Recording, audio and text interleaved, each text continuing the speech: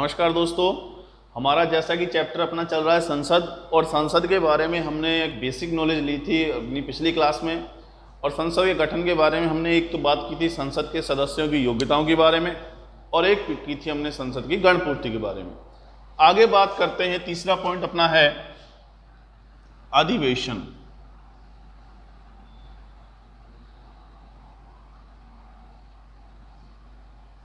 देखो मित्रों, सबसे पहले तो अपने को यह समझ में आना चाहिए कि अधिवेशन होता क्या है। देखिए मित्रों, जैसे कि आपने अधिवेशन का दूसरा नाम ही होता है सत्र।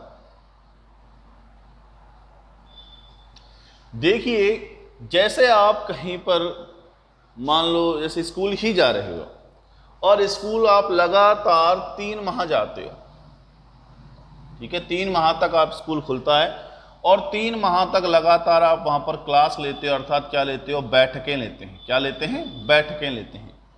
और ये लगातार बैठकों का चलने वाला दौर ही आपका क्या कहलाता है? सत्र या अधिवेशन कहलाता है। ऐसे ही हमारी जो संसद है, उस संसद में भी कानून निर्माण प्रक्रिया के लिए सदस्यों को बुलाया जाता है, उनकी बैठकें होती है और बैठकों का लगातार क्या होता है? दौर होता है। तो उसे हम क्या बोलते हैं? अधिवेशन बोलते हैं। अब इसके बारे में बात कर लेते हैं। संविधान के अनुच्छेद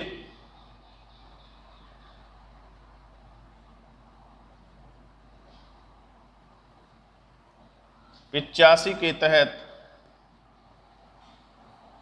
संसद में 1 वर्ष में कम से कम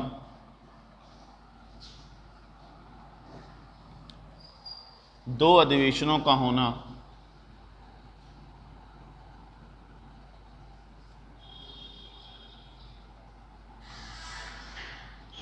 अनिवार्य है। इन अधिवेशनों के मध्य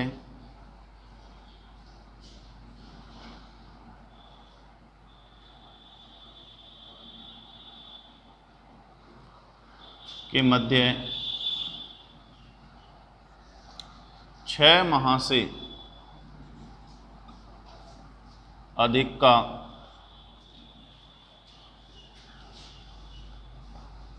समय अंतराल नहीं होना चाहिए।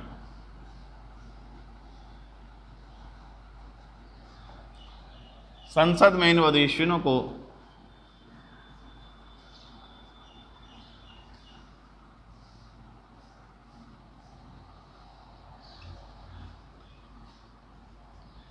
राष्ट्रपति बुलाता है तथा समाप्ति की घोषणा भी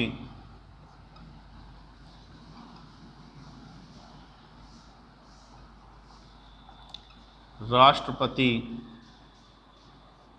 करता है। सामान्यतः भारतीय संसद में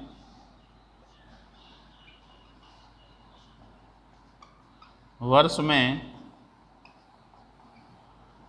3 अधिवेशन होते हैं। कौन कौन से होते हैं भाई? अब बात कर लेते हैं।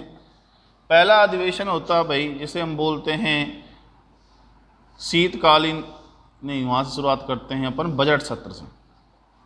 बजट सत्र, और ये बजट सत्र अपना होता है फरवरी मार्च में।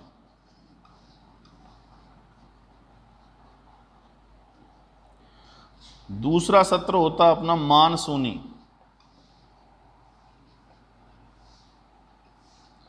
और मानसूनी सत्र होता है जून से जुलाई के मध्य। और तीसरा अपना होता है शीतकालीन।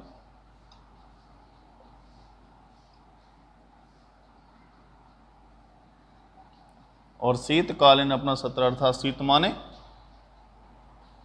सर्दियां, और शीतकालीन सत्र जो होता है अपना नवंबर दिसंबर में। ठीक है, तो देखिए अनुच्छेद 85 के तहत संसद में एक वर्ष में कितने अधिवेशन होना जरूरी है? 2 अधिवेशनों का होना तो जरूरी ही हो, अर्थात 2 से अधिक 3 हो सकते हैं, 4 हो सकते हैं, 5 हो सकते हैं, लेकिन कम से कम कितने होने चाहिए? 2। और इनके मध्य कितने दिन से ज़्यादा का? 6 महीने से ज़्यादा का समयांतराल नहीं होना चाहिए। जैसे कि एक सत्र हमारा हो गया, मान लो फरवरी में हो गया। कब हो गया? फरवरी में। तो अगर हम +6 करेंगे तो लगभग 8वां महीना अपना कौन सा आता है? अगस्त आता है। तो अगस्त से पहले पहले ही जुलाई में ये दूसरा अधिवेशन हो जाना चाहिए, अर्थात 6 महीने से ज़्यादा का समय इसमें नहीं लगना चाहिए। दूसरी बात यह है कि इन अधिवेशनों को हमेशा बुलाता कौन है? राष्ट्रपति। समाप्त भी कौन करता है? राष्ट्रपति, अर्थात बुलाने की घोषणा भी राष्ट्रपति करेगा और समाप्ति की घोषणा भी राष्ट्रपति करेगा। सामान्यतः जो हमारी भारतीय संसद में वर्तमान जो अधिवेशन हो रहे हैं वो कितने हो रहे हैं? 3 अधिवेशन हैं और तीनों का अलग अलग नाम है। बजट सत्र या ग्रीष्म सत्र। बजट सत्र क्यों बोला जाता है? क्योंकि फरवरी मार्च हमारा एक क्लोजिंग होता है वित्त विभाग का, इसी कारण इस समय बजट को प्रस्तुत किया जाता है संसद में, इस कारण इसे कौन सत्र बोला जाता है? बजट सत्र। दूसरा, जून जुलाई में मानसूनी सत्र, क्योंकि इस समय भारत में मानसून का दौर चल रहा होता है, इसी कारण इस सत्र को क्या कहा जाता है? मानसूनी सत्र। और तीसरा, जब हमारे देश में सर्दियां होती हैं जैसे नवंबर दिसंबर में, और इस समय जो सत्र आयोजित किया जाता है उसे क्या कहते हैं? शीतकालीन सत्र कहते हैं। तो बात क्लियर हुई, आगे चलते हैं। चौथा अपना पॉइंट है संसद में भाषा।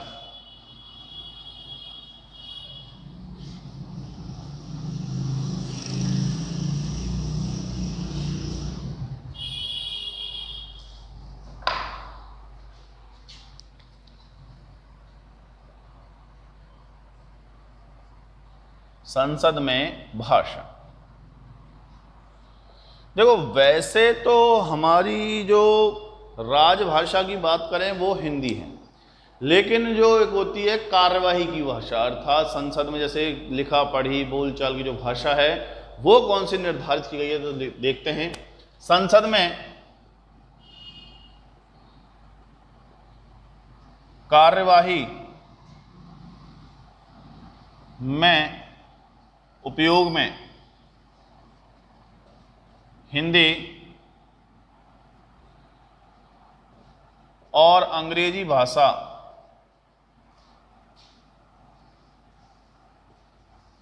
का प्रयोग किया जाता है, और अंग्रेजी भाषा का उपयोग या प्रयोग किया जाता है यदि कोई अन्य क्षेत्रीय सांसद अपने क्षेत्र की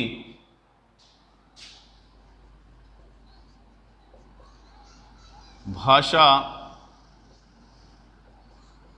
बोलना चाहता है तो उसे अपनी भाषा का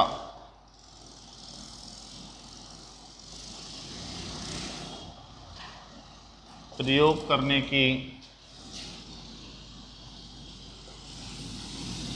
अनुमति होती है। अब ध्यान रखना, जो कार्यवाही की भाषा अर्थात लिखा पढ़ी की जो भाषा होती है वो सिर्फ 2 ही है संसद में, एक हिंदी और एक इंग्लिश। अर्थात जो डॉक्यूमेंट्स होंगे वो या तो हिंदी में आप प्रिंट करवाओगे या फिर इंग्लिश में, लेकिन आप यदि बोलते हो तो बोलने के लिए आप हिंदी भी बोल सकते हो, इंग्लिश भी बोल सकते हो, और यदि आपको क्षेत्रीय भाषा अर्थात कन्नड़ बोलता है, कोई तमिल बोलता है, कोई तेलुगु बोलता है, कोई मलयालम बोलता है, गुजराती बोलता है, बंगाली बोलता है, पंजाबी बोलता है, कोई भी अपनी क्षेत्रीय भाषा का प्रयोग कर सकता है सिर्फ बोलने के लिए। लेकिन अगर वो लिखेगा तो लिखने में सिर्फ वो 2 भाषाओं का प्रयोग करेगा, एक हिंदी और एक इंग्लिश। अब बात करते हैं, अपना लास्ट पॉइंट है और वो है शपथ। लास्ट प्रिंट क्या है? शपथ।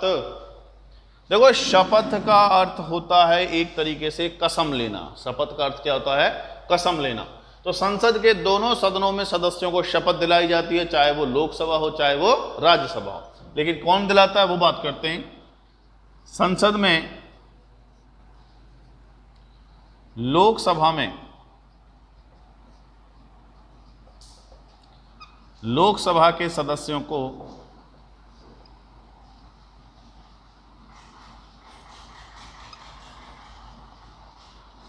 लोकसभा अध्यक्ष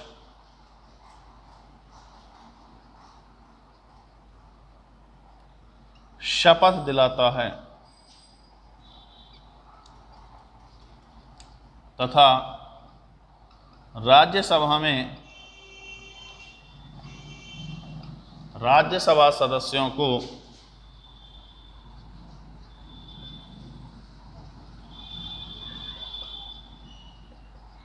सभापति शपथ दिलाता है। मंत्रियों, इसके अतिरिक्त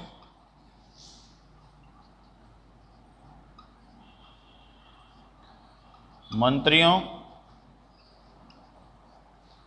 एवं प्रधानमंत्री को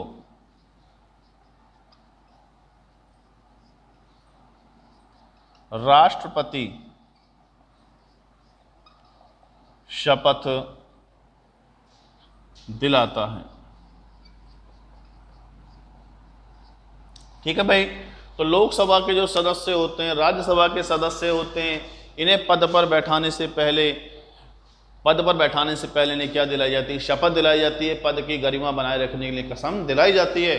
और वह शपथ लोकसभा में कौन दिलाता है? लोकसभा अध्यक्ष दिलाता है। और राज्यसभा में कौन दिलाता है?